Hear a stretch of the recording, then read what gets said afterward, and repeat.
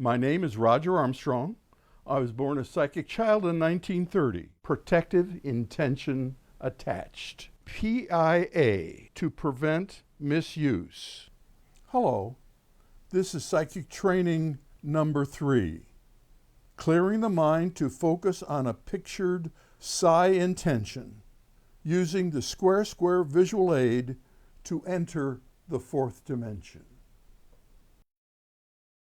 A young man stopped by the house the other day, and he heard that I was doing psychic abilities, and he said he had them and he had a blockage and he wanted to know if I could help him.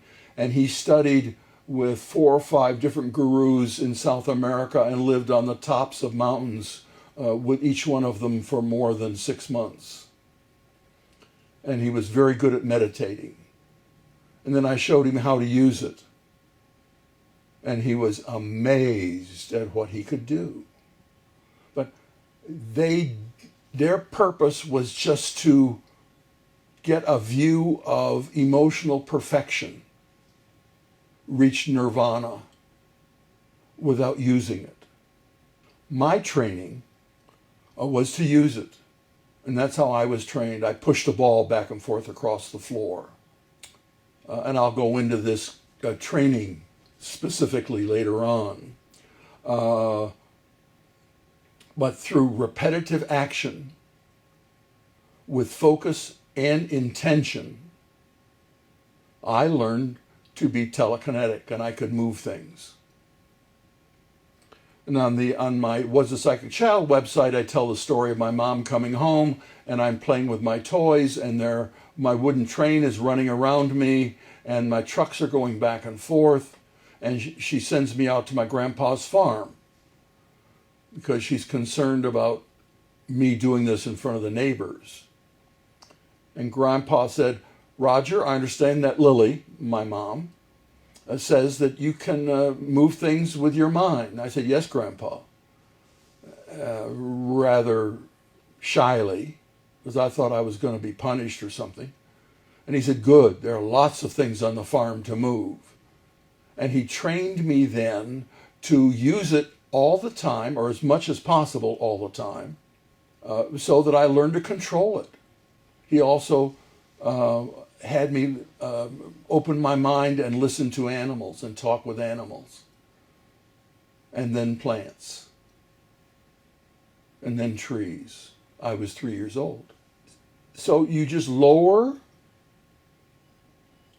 through detaching your mind from your conscious and subconscious mind. You lower your brain waves. And you do that by stop thinking. Basically, that's it. And you learn to focus on a picture, thought, intention. I have a method that I use that trains you, or trains people, to focus on an intention. And this is a very simple exercise, and the thing I like about it is it gives you instant feedback. Now, I call this a square.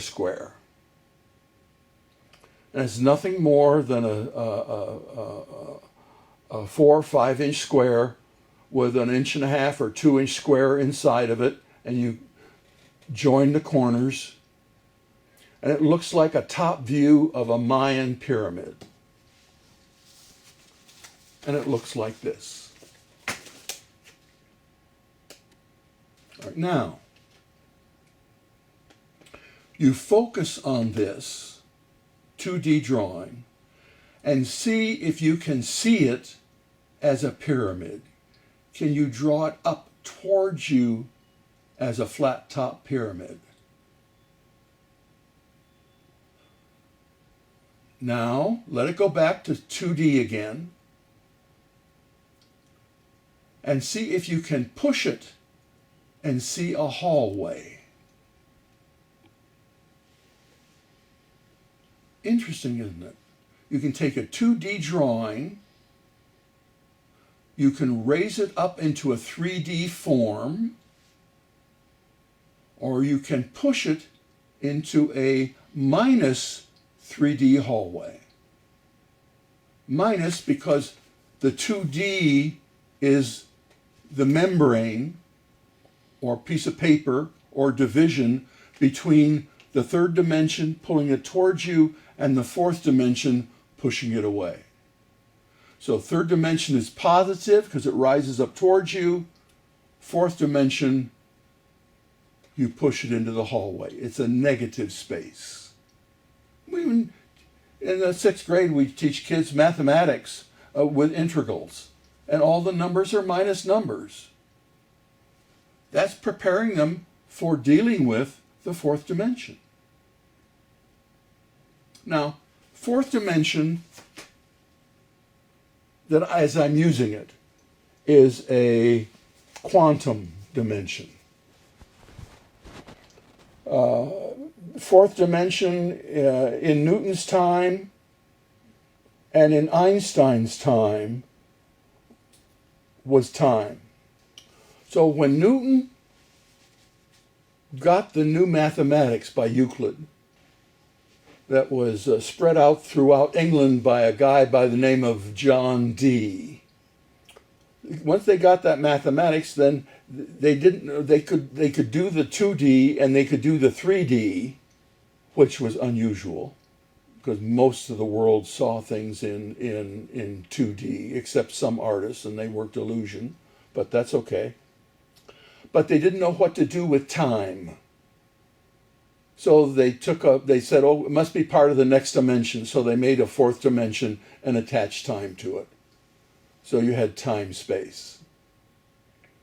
Quantum theorists now, with the new mathematics, with the new cosmology, and the new physics, says that no, time can be attached to any dimension.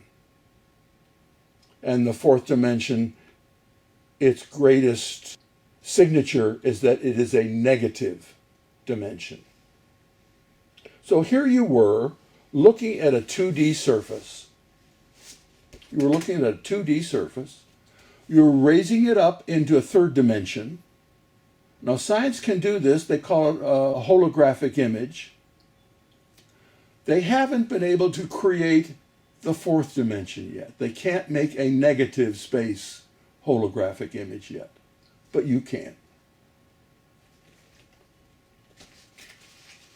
Now the fourth dimension is the place where the psychic abilities exist. And so when you focus away from and close off our reality in terms of putting a blanket over our conscious and subconscious mind, you unveil the fourth dimension.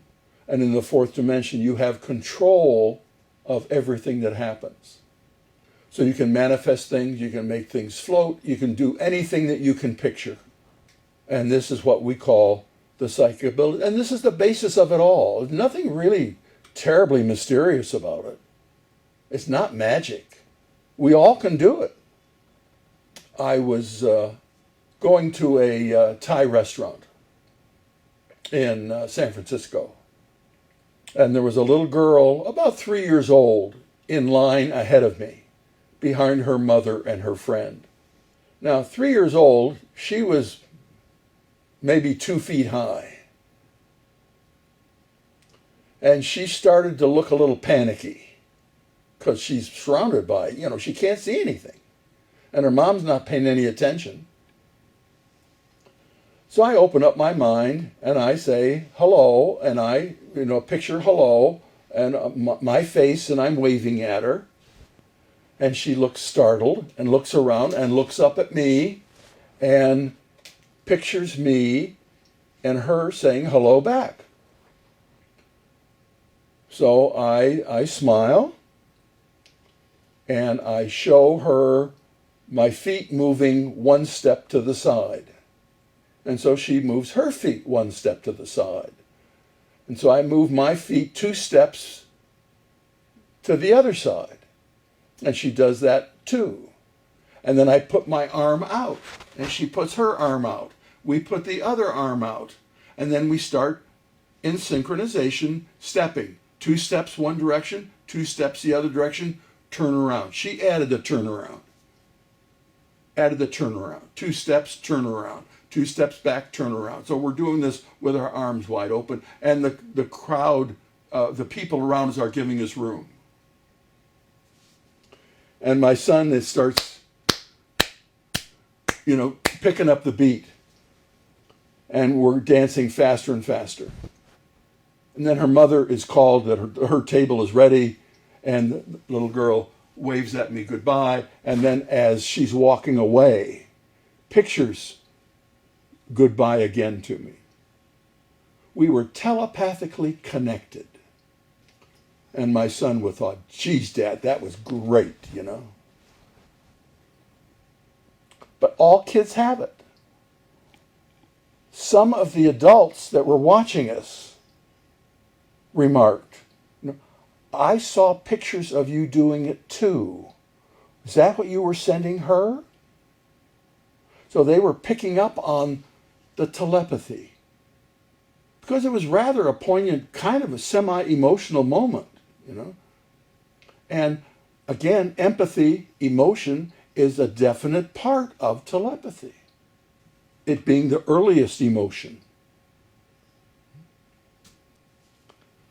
A friend of mine and I go to a restaurant, and she sits and she says hello to all the kids. And they all look surprised and look around to see where the hello came from. The picture. And she's a picture of herself, and she's waving. And they'll stand up in the booth and look around and make a surprised face, and some will make a tentative wave. This is Roger Armstrong, and I'm always interested in your comments.